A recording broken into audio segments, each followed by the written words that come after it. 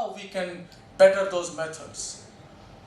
But let me tell you, the final knowledge implication is that we end up, I guess, one of the major objectives of interdisciplinarity is to redefine our own disciplines.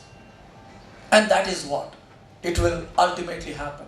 Interdisciplinarity leads us to redefine ourselves as we stand in a relationship, in a self-reflexive mode with colleagues in other disciplines. So this, I think, is one. There are many, many examples of how this kind of an interdisciplinary research. Development studies is one area. Gender studies, no, it doesn't belong to any particular discipline. Gender studies, legal studies, no longer a part of law, the faculty of law. Philosophers have as much interest in legal studies as political scientists have, as sociologists have, as people pursuing gender studies have.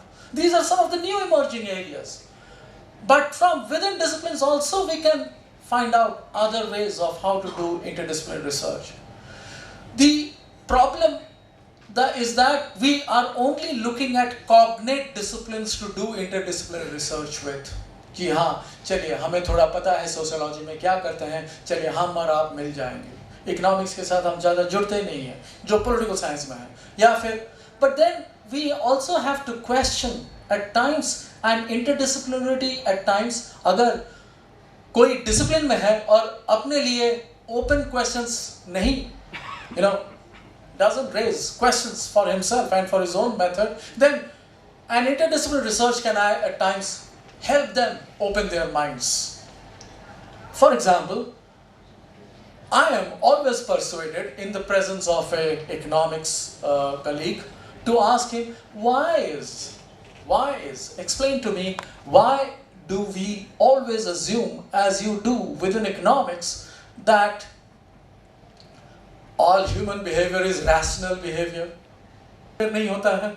हम देखते हैं कि celebrity ने कौन सा endorse किया है, शाहरुख खान ने एंडोर्स किया, ऋतिक रोशन ने एंडोर्स किया, या उसका और उसमें दिख कैसा रहा है टीवी में, मेरे नेबर ने क्या लिया, उसने क्या लिया, हम भी वही खरीदते हैं. Are we rational in our behavior? We are not.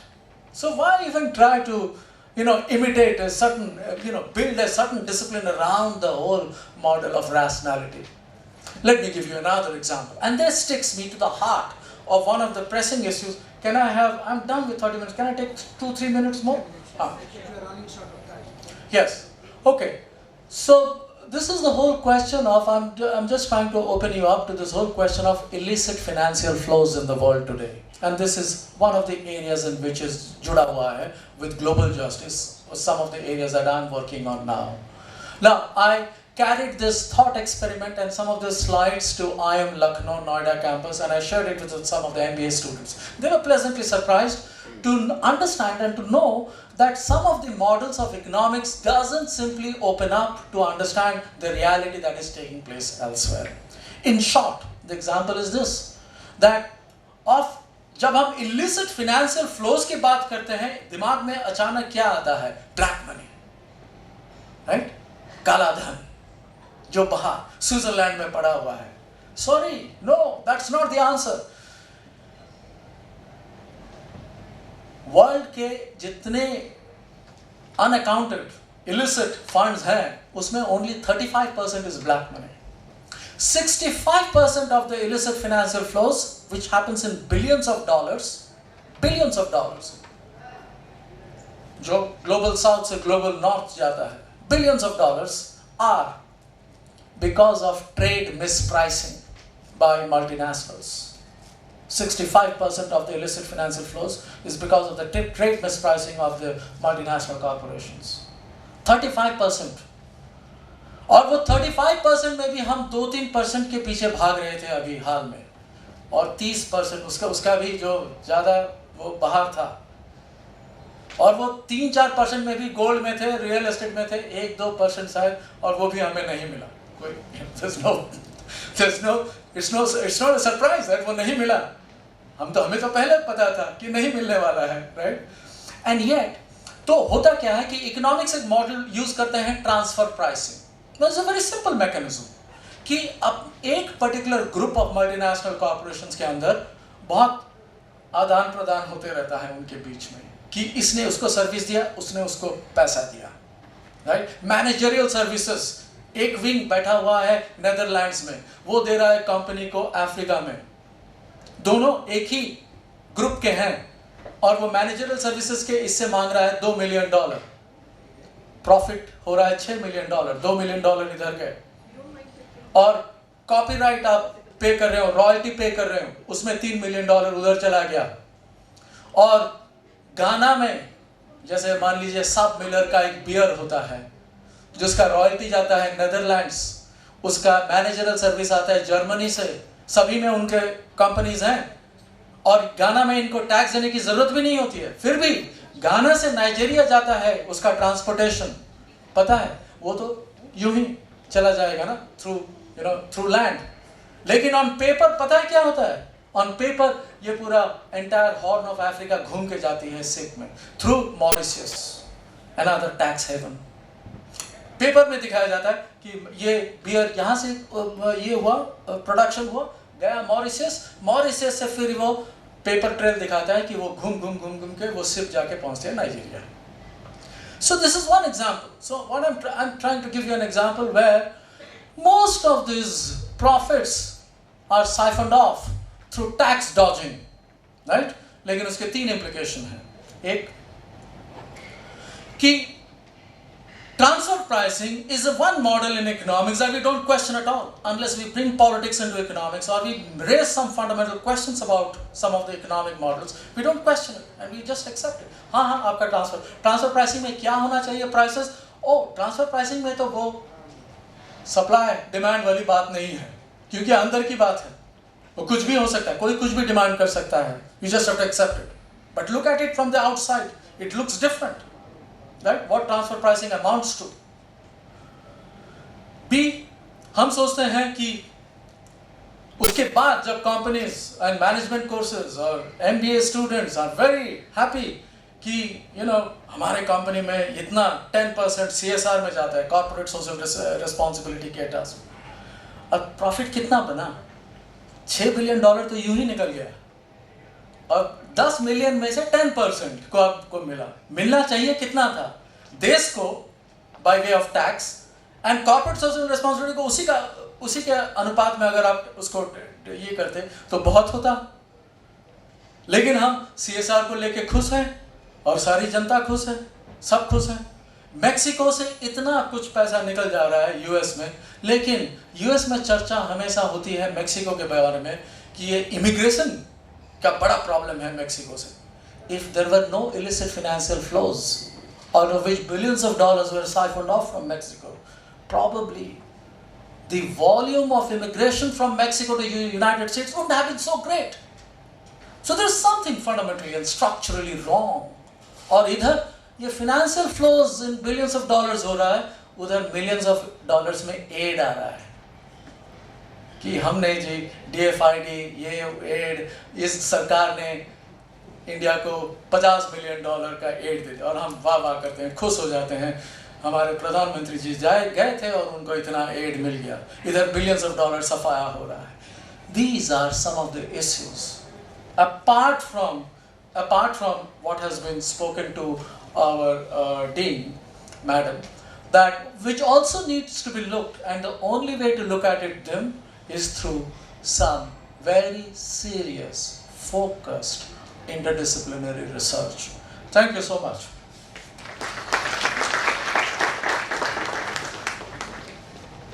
सोचने के लिए प्रोफेसर आचार्य बताए हैं, और वही सब चीज़ों को सोचना और उसके आधार पे नया रिसर्च पे जाना, ये हमारा काम बनते हैं अभी।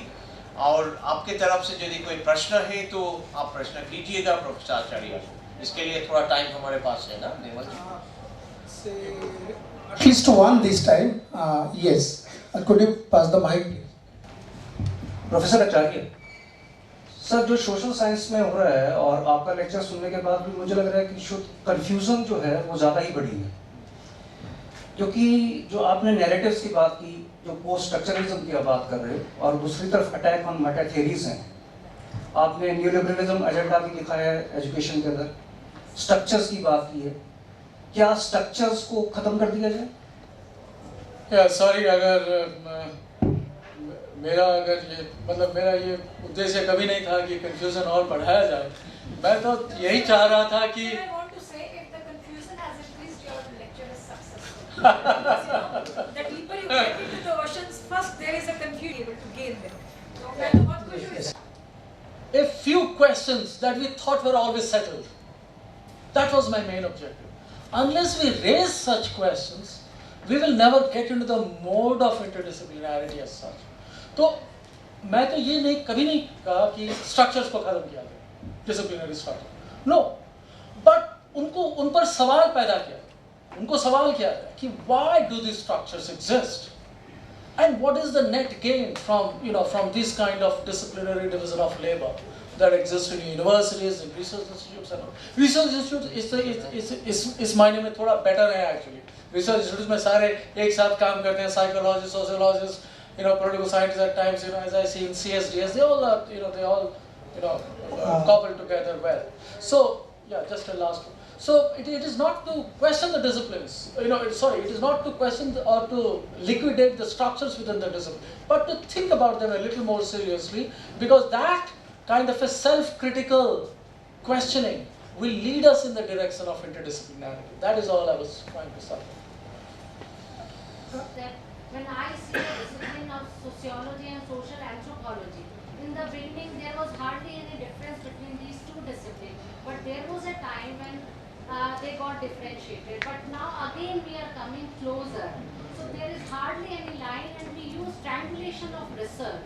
So that's an optimistic view which I see. How do we react to it? The natural tendency of interdisciplinarity within cognate disciplines. Like for instance, I see sociology and social anthropology as cognate disciplines. Political theory and philosophy as cognate disciplines, right? So there is a certain kind of a natural,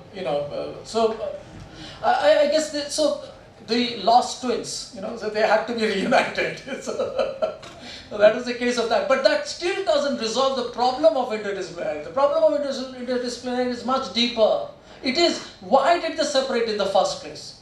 Why would anthropology department claim their social anthropologists only as, no, you belong here, you don't belong there? A degree from anthropology doesn't get you a job in sociology. A degree from sociology doesn't get you a job in anthropology. Unless the desirable qualifications are well defined. We need a social anthropology, or we need this kind of a sociology. Madam Nagna, for your information, you have a speaker. To say much except that all the ways in which we can do interdisciplinary research now need to be explored. And we need to ask unconventional questions and probably think out of the box. That's what we understand from what Professor Acharya has told us. And in doing so, there may be a certain kind of a tension and a crisis in our own discipline. But we have to probably bear with it for the larger interest of exploring the unexplored horizons of interdisciplinarity, which expands our own idea of our own discipline, as well as gives us a greater depth and expanse in doing a research in a certain problem on which we are focusing. I think with these words I declare this session closed and we carry on the discussion further. Thank you all. So we'd like to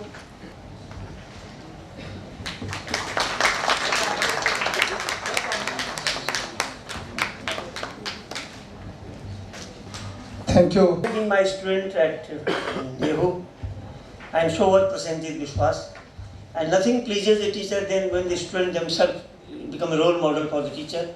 Both of them have been my role model. Now I will not take much of your time, but Prasenjit Vishwas is basically an interdisciplinary person himself.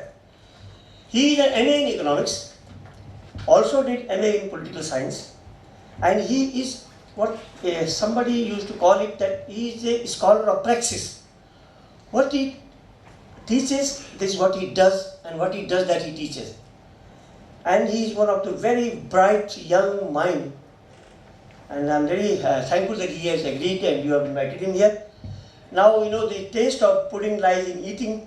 Please listen to him, and he himself will introduce in a better way. Thank you. Little sorry to intervene.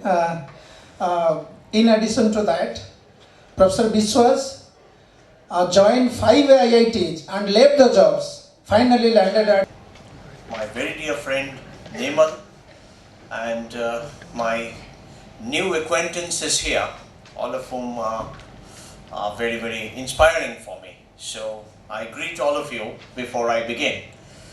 I'm a very poor Hindi speaker. It requires a lot of translation skills in me to speak in Hindi.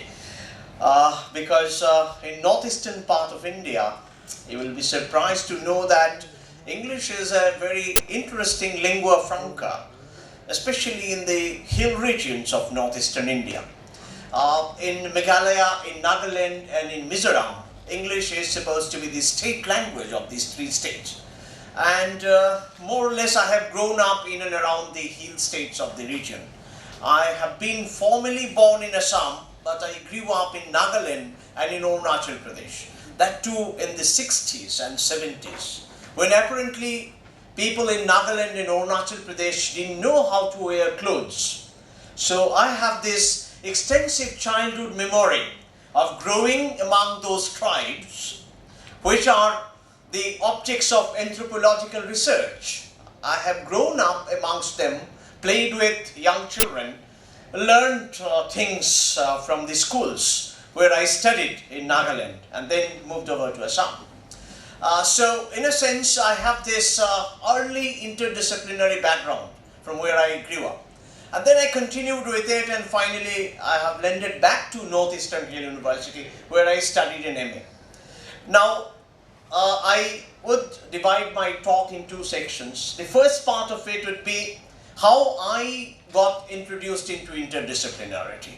That will take some 2-3 minutes, but I think I have to preface my talk by talking about how I got into interdisciplinarity. कैसे मेरे पास interdisciplinarity पहुंचा और उसमें क्या कदम हमने निभाए थे एक जमाना में 90s में वो कैसा हुआ था. So I was a student of philosophy, and as Professor Batula mentioned, before philosophy I studied economics. But that left a certain kind of a distaste, a certain kind of an eeriness in me, because economics nevertheless was a hard science and it was not able to address the human and social questions. Questions such as questions of inequality, questions of injustice, questions of discrimination were not addressed as part of a focused curriculum in economics in a university like Guwahati University where I studied. And interestingly, Professor Manmohan Singh, who was the then finance minister, just got elected from Assam in Rajya Sabha. And he took a semester of classes in economics where I attended his lectures. He lectured us on finances, on policies to alleviate poverty, but he never answered a single question in relation to how poverty is structured and in what ways people who are poor can alleviate themselves. He never had any answer to those questions. So after attending almost 30-40 lectures by Professor Singh, we were utterly frustrated. The whole class of 200 students were left frustrated. Now that was a moment of truth for me. I really wanted to seek some answers in my own way to those questions, and that lended me up to philosophy at Northeastern Hill University. And in philosophy, what we studied in a disciplinary manner was largely Indian philosophy and Western philosophy, the basic classification in philosophy. In Indian philosophy, we studied some of the ancient texts such as some of the Vedas, some of the leading Upanishads, and also some of the Buddhist texts. And when we studied all that, probably our mind went back to certain questions about how a certain kind of a worldview has emerged in India. What were the